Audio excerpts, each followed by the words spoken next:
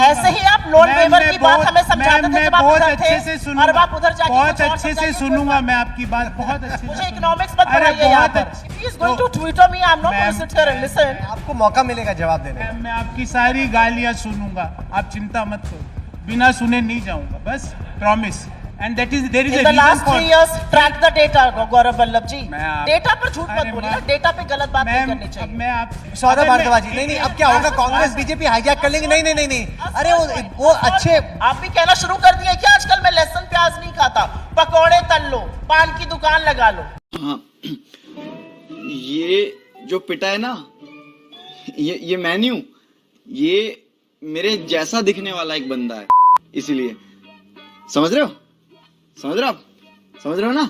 मैं उत्तर प्रदेश से आती हूँ और हमारे यहाँ एक लाइन कही जाती है, कृष्ण करें तो लीला और हम करें तो पाप। आपने जाकर उत्तर प्रदेश में अनाउंस किया था, मैं उत्तर प्रदेश से आती हूँ, आज भी पूरा उत्तर प्रदेश वेट कर रहा है। होली दिवाली पर मुफ्त सिलेंडर दिए जाएंगे, राजस्थान में 500 पे सिलेंडर देने वाले थे, तमाम जगह हरियाणा में 500 पे सिलेंडर देने वाले थे। तो आप खटाखट नौमी मत करिए, आप कछुआ गति से चलिए, लेकिन कछुआ गति से 2 करोड़ सालाना रोजगार बना दीजिए। कछुआ गति से आप इस देश का जो आपने कर्जा बढ़ा दिया उसको खत्म करिए। कर्जे की बात बीजेपी करती हुई थोड़ी अजीब सी लगती है। ये सारी बातें व्हाट्सएप के खर्रे पर पढ़ने पे मजा आता है। इस देश का जो डेट था वो 55 लाख करोड़ था जिस दिन मोदी जी प्रधानमंत्री बने थे। अभी पता है कितना है? 220 लाख करोड़। जो 14 प्रधानमंत्री नहीं कर पाए वो अकेले मोदी जी ने कर दिखाया। 55 लाख करोड़ कर्जे को 220 लाख करोड़ पहले। पर जो सवाल पूछा गया आप जवाब ही नहीं दे रहे। आपने मंत्रमुग्ध होकर उनकी बात सुनी, मुझसे भी आज मंत्रमुग्ध होकर आप दिखाइए। ये मेरी आपसे थोड़ी शिकायत रहती है। आज जैसे आप मंत्रमुग्ध वहां थे वैसे आज मुझे भी दिखाइए, थोड़ी मोहब्बत मेरे लिए भी आज रखिए। तो मेरा अपना मानना है कि your economic policy can not be a function आपकी सरकार क्या है। आप रेवड़ी किसका शब्द है? रेवड़ी बीजेपी का शब्द है। रेवड़ी शब्द प्रधानमंत्री ने बोला। और जो रबड़ी आप चटा रहे हैं अपने कुछ पूंजीपति मित्रों को, उनका क्या? 16 लाख करोड़ आप इस देश के पूंजीपति के माफ करेंगे। मैं आपको एक छोटा सा डेटा बताती हूं। 10 सिख कंपनीज थी, उन 10 सिख कंपनीज का करीब 42,000 करोड़ बकाया था पब्लिक सेक्टर बैंक्स को। वो 10 की 10 कंपनियां अडानी जी ने 16,000 करोड़ में खरीद ली, करीब 74% हेयर कट। ये रबड़ी है या रेवड़ी है? पहले मुझे ये बताइए। साथियों, नए भारत के सामने एक ऐसी चुनौती भी है जिस पर अगर अभी ध्यान नहीं दिया गया तो भारत के युवाओं का, आज की पीढ़ी का बहुत नुकसान हो सकता है। आपका आज गुमराह हो जाएगा और आपकी आने वाली कल अंधेरे में सिमट जाएगी। दोस्तों, इसलिए अभी से जागना जरूरी है। आजकल हमारे देश में मुफ्त की रेवड़ी बांटकर वोट बटोरने का कल्चर लाने की भरसक कोशिश हो रही है। ये रेवड़ी कल्चर देश के विकास के लिए बहुत घातक है। इस रेवड़ी कल्चर से देश के लोगों को और खास करके मेरे युवाओं को बहुत सावधान रहने की जरूरत है। अरे कहना क्या चाहते हो? आप कॉर्पोरेट टैक्स काटेंगे। कल का इंडियन एक्सप्रेस का फ्लायर स्टोरी, कॉर्पोरेट टैक्स आपने काट दिया। कॉर्पोरेट नौकरी तो बना नहीं रहा है, ना लोगों की आय बढ़ा रहा है, अपनी प्रॉफिटेबिलिटी बढ़ाता जा रहा है। तो आप सारे काम पूंजीपतियों के लिए करिएगा, वो इकोनॉमिक रिफॉर्म का हिस्सा है। और अगर गरीबों के लिए, महिलाओं के लिए, और इसका एक इकोनॉमिक रैशनल है, ये मैं बहुत इंपॉर्टेंट है। और ये लास्ट बात कह के मैं अपनी बात खत्म कर देती हूं। मोटे तौर पे इकोनॉमी का क्या रैशनल होता है? उपभोग आप करिएगा, आप जूते चप्पल कपड़े खाना वाना ज्यादा खाइएगा तो जो कंपनियां वो बनाती हैं वो उसको ज्यादा बनाएंगी।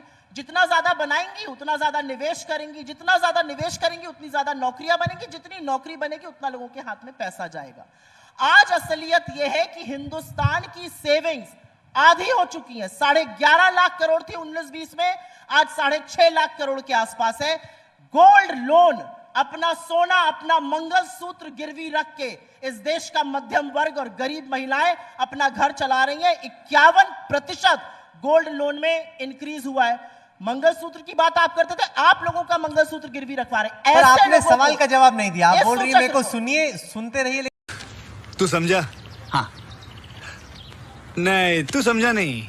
आपने हिमाचल प्रदेश में इतनी स्थिति खराब कर दी कि आपके मुख्यमंत्री को आपके होटल्स बेचने पड़ रहे हैं सरकार के, क्योंकि आपके पास पैसे नहीं है। यहाँ पर अभी आपकी कोलीग बैठी हुई थी, वो हिमाचल प्रदेश गई थी और उन्होंने इंटरव्यू किया था।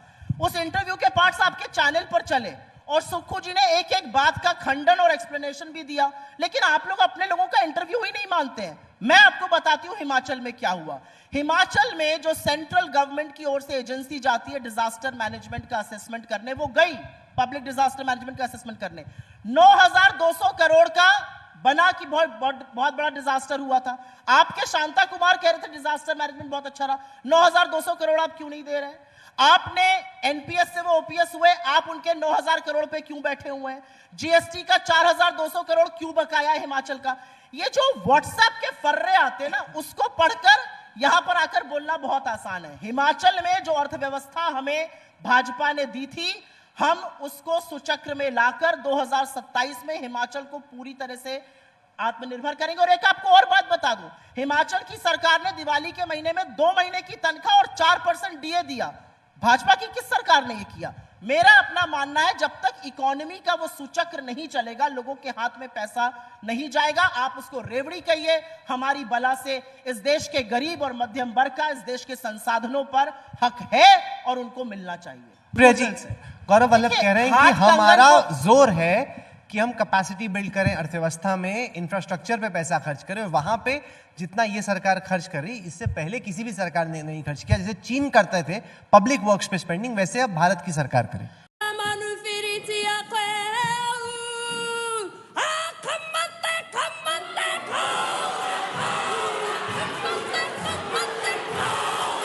हाथ कंगन को आरसी क्या और पढ़े लिखे को फारसी क्या? मुझे इकोनॉमिक ज्ञान देने से पहले 2-4 चीजों का जवाब बीजेपी दे दे। आप health to GDP ratio, education to GDP ratio, innovation fund to GDP ratio, R and D to GDP ratio, ये मैं रेशियो की बात कर रही हूं, ये सब लगातार पिछले 10 साल में कम हुए हैं।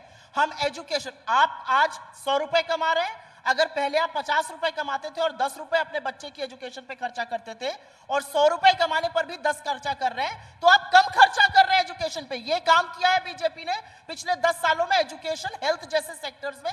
ये पहली बात। एब्सोल्यूट नंबर्स में पिछले 3 साल में एजुकेशन और हेल्थ का बजट कटा है, ये मैं पहला बोलना चाहती हूँ। दूसरा, कैपिटल एक्सपेंडिचर बिल्कुल होना चाहिए। फिर आपका पहला तिमाही Q1 का कैपिटल एक्सपेंडिचर तो चलिए कम था, आपने कहा चुनाव था, मॉडल कोड ऑफ कंडक्ट लगा था। Q2 का कैपिटल एक्सपेंडिचर क्यों कम है? किसको मूर्ख बनाया जा रहा है? और यहां पर जब हम बात करते हैं $5 ट्रिलियन की इकोनॉमी की, आशा करती हूं कि आपने बीजेपी वालों को जीरो समझा दिए होंगे। $5 ट्रिलियन की इकोनॉमी, हम 5वीं नंबर इकोनॉमी बन गए। हमारा पर कैपिटा इनकम कितना है? $2,277, $2,277 पर पर्सन। अमेरिका का 65,000, चाइना का 12,000, और जिस यूके को हमने पछाड़ा है उनका 45,000 है। हमारा 2,277 है। और मुझे आप एक बात बताइए, ये इंडिया शाइनिंग मूवमेंट है, किसकी हम बात कर रहे हैं? यह सच नहीं है कि इस देश में बेरोजगारी भयावह है? क्या यह सच नहीं है कि लोग आर्थिक तंगी के कारण आत्महत्या कर रहे हैं? क्या यह सच नहीं है कि इस देश में आर्थिक असमानता, income inequality is at a alarming level? और उसके बाद मैं जानना चाहती हूं जिस बात को इन्होंने बोला, असलियत यह है कि लोन रिकवरी 10% भी नहीं हो रही है राइट ऑफ पर। तो यह किसकी गलती है? आप बड़ी बड़ी कंपनीज को एनसीएलटी पहुंचा देते हैं कि उस पे ईडी इनकम टैक्स का प्रेशर लगाकर, फिर वो, मैंने आपको 10 कंपनी का एग्जांपल दिया, नाम के साथ और दे सकती हूं। 62,000 करोड़ पब्लिक सेक्टर बैंक का बकाया था, 16,000 करोड़ पे क्यों बिक गया? तुम्हारे जैसे लोग इस देश के लिए श्राप है। पहले सपने दिखाते हैं और फिर कहते कि नहीं, ऐसा नहीं हो सकता। तो ये सरकार किसके लिए चल रही है, मैं ये जानना चाहती हूं। आप एजुकेशन और हेल्थ पे कम खर्चा करेंगे, आप मध्यम, चलिए सब कुछ भूल जाइए, आप सब लोग मिडिल इनकम हम लोग ग्रुप हैं, हम यहाँ पे ज्यादातर मध्यम वर्ग के लोग हैं। $25 बिलियन इस सरकार ने रशिया से कच्चा तेल खरीद कर बचाया, बहुत अपनी पीठ ठोकी। $25 बिलियन वर्थ ऑफ सेविंग। एक पैसा आपका कम हुआ पेट्रोल डीजल एलपीजी के बिल में? बताइए मुझे। डीरेगुलेशन का मतलब है अगर कच्चे तेल का दाम गिरेगा, जो कि गिरा 70 से कम पर आ गया, आप अभी भी हमसे वही चार्ज कर रहे हैं जो आप 95 पे कर रहे थे। क्यों इस मध्यम वर्ग की कमर तोड़ी जा रही है? तो मैं सवाल ये पूछना चाहती हूं कि ये सरकार किसके लिए चल रही है, किसके लिए पॉलिसीज बन रही है? जवाब दीजिए। और आप इसका क्या सवाल का जवाब आपने दिया नहीं, पहले भी उन्होंने यही सवाल पूछा था आपसे। देखिए, मैंने तो जवाब दिया। मैंने तो इनको ये भी कहा कि वेवर और राइट ऑफ में इन्होंने कहा चलो इनको समझ। मैंने तो रिकवरी आपसे 10% पूछ ली ना, बताइए। मैम आराम से सुनो ना। आपका झूठ क्यों सुनूंगी? आराम से, आराम से सुनिए। आराम से झूठ थोड़ी सुना जाता है, सच सुना जाता है आराम से, जैसे आप मंत्रमुग्ध होके मुझे पता सुन रहे नहीं। हैं। अब मैडम आप पहले बोल लीजिए 30 सेकंड, और मेरे भी इनको दे दो भाई, फिर मैं बोल लूंगा। मैं ले लूंगी, मुझे किसी को देना नहीं पड़ेगा वक्त, अपने आप छीन लूंगी। फिर ये तो छीना झपटी में बात आ गई है। मेरा माइक इधर रखता हूँ, छीन ना ले। राहुल जी, आज आपने बहुत एक स्ट्रेटेजिक काम किया। मेरे और सुप्रिया जी के बीच एक ही माइक रखा है, मेरा माइक नहीं रखा है, तो एक जना ही बोल सकता है। ये तो जिसने भी किया बड़ा होशियारी का काम किया। इससे कभी भी ये बहस मेरे काबू के बाहर नहीं जा सकती। वाह, आ गए प्रोड्यूसर साहब।